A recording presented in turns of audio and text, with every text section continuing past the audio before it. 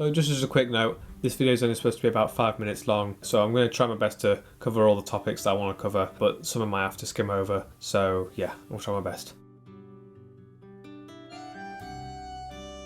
So video games have come a long way from being little blocks on a screen to grand scale movie-like experiences, but there have been and still are some notable problems with video games, some more serious than others, like the effects of violence within video games, which I'm going to debate now, keeping in mind I am for video games and not against them. So to give some context, the first claims began back in the 1970s as video games rose in popularity. One of the first games to be labelled a violent game was Death Race. Made in 1976, this game's premises of driving over and killing enemies sounded quite grotesque, but looked no worse than Pong.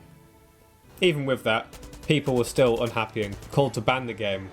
This, however, didn't stop video games from expanding, and so more games, some including violence, were made. Some examples of violent video games being made since the 1970s: Mortal Kombat, Doom, Call of Duty, and GTA. These days, people do still have their concerns, but most have managed to accept violence within video games. But obviously there are still some people who are entitled to their opinions and what they want to do. I think the answer to that's quite complicated. I think yes and no. So I think yes, in some circumstances people get angry or even commit violence based on the video games, but I don't think it's a wholesale thing, and I don't think it's any different to film or, for example, rap music. Now the first thing that I want to address is that video games are a form of media. So they are in a similar group to film, music, social media and real life events.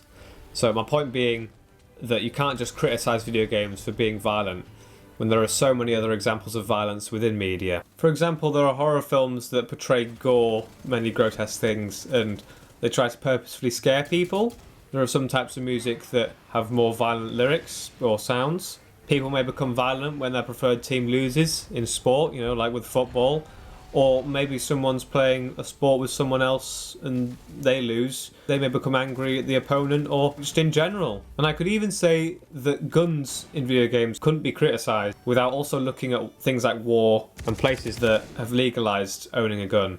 Now, those two subjects that I've just spoken about are a little bit more touchy, but they are still points to be made. And admittedly, when you look at the statistics and studies that have been made, some saying how much money video games have made compared to the amount of gun deaths, it is quite telling that video games aren't really the culprit. From a perspective where I enjoy video games and don't get violent as a result of playing them, I think yes, I think it's part of the experience. Now I have mentioned some games briefly, but I would like to go a little more in depth with one of the more popular violent video game series, that being Doom, but specifically Doom Eternal.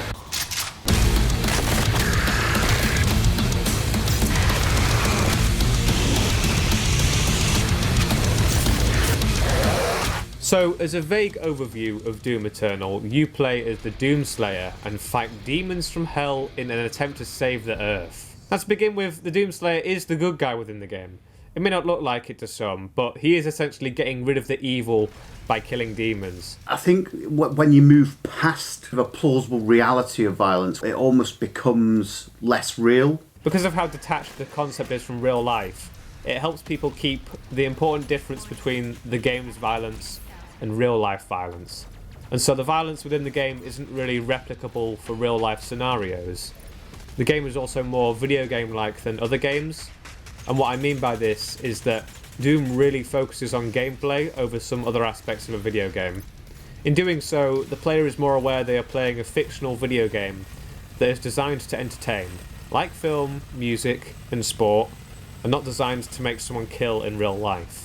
This doesn't make the game bad or dull for focusing on gameplay, but just reinforces the experience to be more entertainment-based than, for example, to tell an engaging story with deep characters. Now these points might have lacked a little bit of detail and don't apply for all games, but they do show that Doom's violence doesn't get passed on into real life and is just part of the experience and entertainment, among other things, as you play the game.